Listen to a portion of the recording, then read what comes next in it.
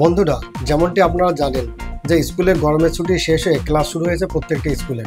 এর পাশাপাশি গত সপ্তাহ থেকে বা গত কয়েকদিন ধরে প্রচণ্ড তাপপ্রবাহ চলছে আমাদের রাজ্যে। বিশেষ করে কয়েকটি ডিস্ট্রিক্টে খুব মারাত্মকভাবে এই তাপপ্রবাহ চলছে। কম্পিটেন্ট অথরিটি জানতে পারে যে এই তাপপ্রবাহের কারণে বাচ্চাদের বিভিন্ন ধরনের সমস্যার সম্মুখীন হচ্ছে। আজকে স্কুল এডুকেশন ডিপার্টমেন্ট থেকে একটি নোটিফিকেশন প্রকাশিত হয়েছে।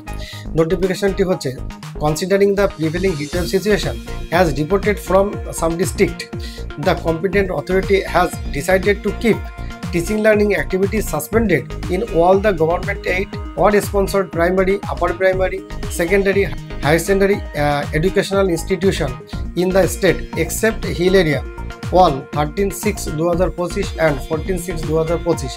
তাহলে 13 এবং 14 তারিখের জন্য সমস্ত একাডেমিক অ্যাক্টিভিটিস এটা সাসপেন্ড থাকবে। এটাই এই নোটিফিকেশন করে জানিয়ে দিয়েছেন স্কুল এডুকেশন ডিপার্টমেন্টের পক্ষ থেকে secretary in school education department. তো বন্ধুরা, এই ছিল এডুকেশন ডিপার্টমেন্ট থেকে একটি গুরুত্বপূর্ণ নোটিশ, যেটা আপনাদের স্কুলের ছুটি সম্পর্কে এই নোটিশটি। তো বন্ধুরা, সবাই ভালো থাকুন, সুস্থ থাকুন।